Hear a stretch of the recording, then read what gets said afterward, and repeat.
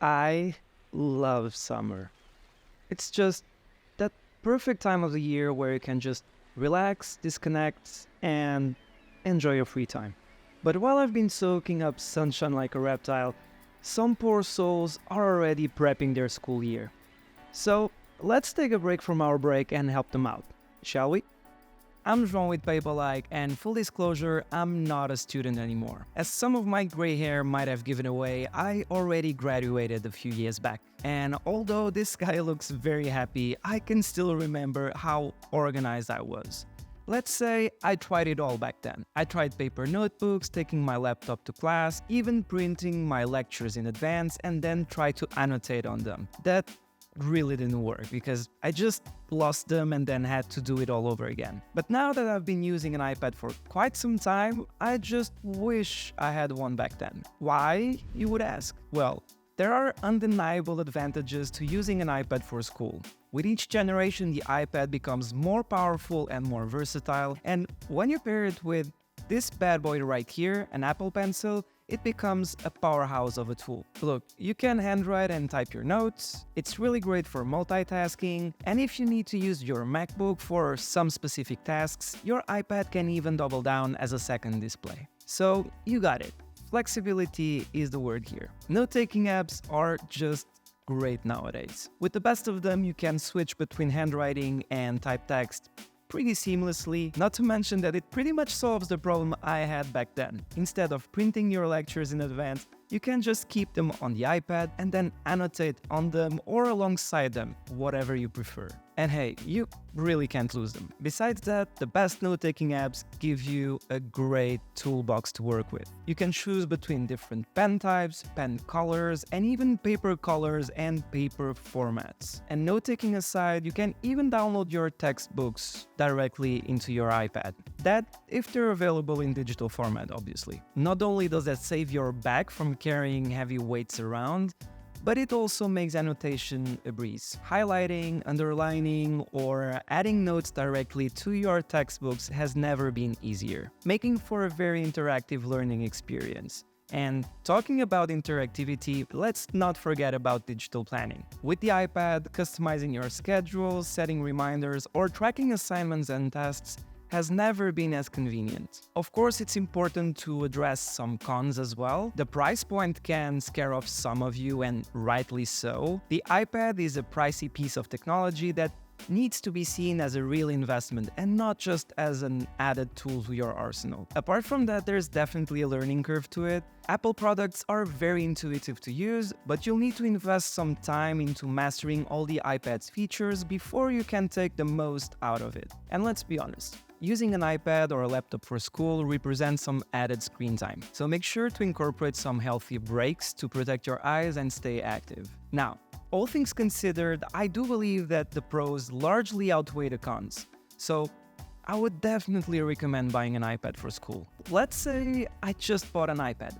How would I set it up? First things first, I would look for updates. Keeping your iPad up to date ensures you have access to the latest features and security enhancements. Number two, and before you move on to set up the iPad, I like to do some digital house cleaning. Basically, I uninstall unnecessary apps to create a clean slate. After taking care of my home screen and sidebar, I like to hover over the app library just to make sure I didn't forget any. Next step is actually syncing my iCloud for seamless data sharing between my devices. Depending on how much data you have to sync, this might take some time. Now it's time to personalize your iPad for more efficiency. So I start by adjusting some general settings. In the control center, for example, I like to keep features that I use most often, like Stage Manager, Quick Notes, and Screen Recording, for example. After that, I like to set my iPad to dark mode.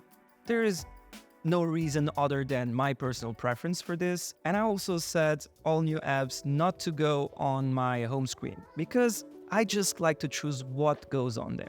And finally, I set up my Apple Pencil settings and my Apple Pencil shortcuts for my quick notes to be easily and, well, quickly accessible. Now that the back office work is done, it's time to install some apps. Having a good note-taking app is a must.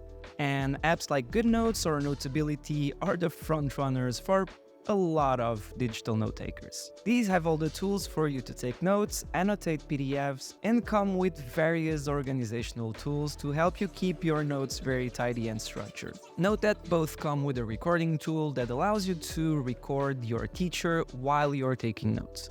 And that's just great. This right here is not an app per se.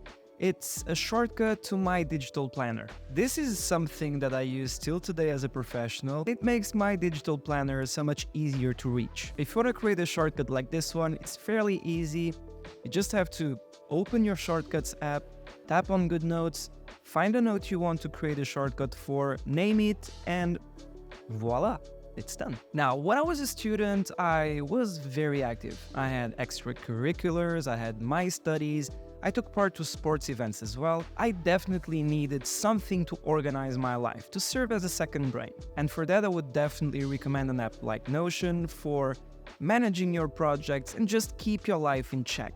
I use it on a daily basis for my personal life as well as for work, and it's just my digital best friend, let's say. The next app I want to talk about is this one right here. It's a Pomodoro clock. I use it because that's the technique I use to stay productive. If you're into the Pomodoro technique, this one is made for you. If you're not, there are plenty of other options on the App Store. Now, back in college, there was something that I dreaded more than anything, but actually enjoyed a lot as well. And that's group assignments. If you have a lot of those, you'll need a place to brainstorm. And Freeform, in my opinion, is great for that. It's basically a digital whiteboard that you can use to compile your ideas, to write down some thoughts, to add videos, images, links. You can do pretty much whatever you want on there. You can use it by yourself and collaborate with others on it. It's seamlessly integrated with the Apple ecosystem, plus it's completely free. Next, you'll need an app to actually download the textbooks. I mentioned it before.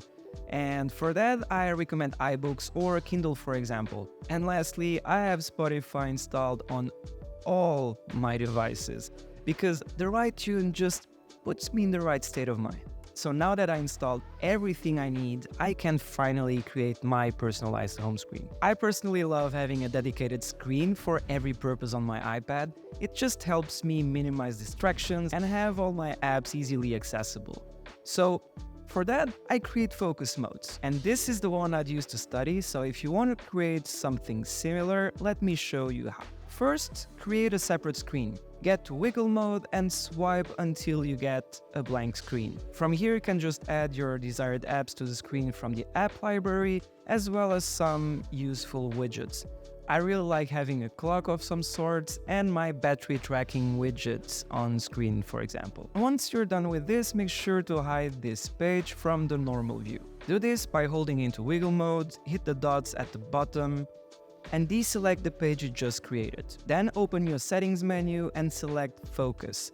Tap the plus at the top right and select Custom. Pick a color, name, icon, and tap Next. The next screen allows you to set notifications for the focus modes. I would personally turn all notifications off on a study mode, but that's just my preference. After this, the focus mode is basically created. And all you need to do now is set your newly created home screen to that focus mode. So tap on home screen and select the screen you wish to show up on your study mode. Voila!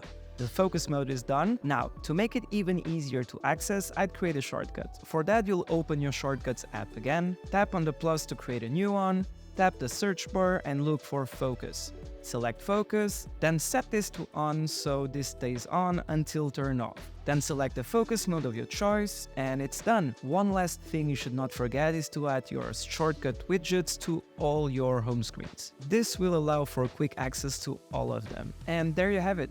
This is how I would set up mine. It basically has all the essentials for me to study and nothing else. But hey, I'm really curious. How would you set yours up?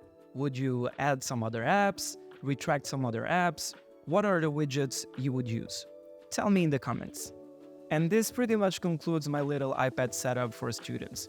Don't forget to hit the thing if you liked it and subscribe for more iPad themed videos. Now, if you want to get started with digital note-taking but don't know where to start, well, you should definitely watch this video right here where I go through a list of everything you need to get started. So, thanks for watching and I'll see you in the next one.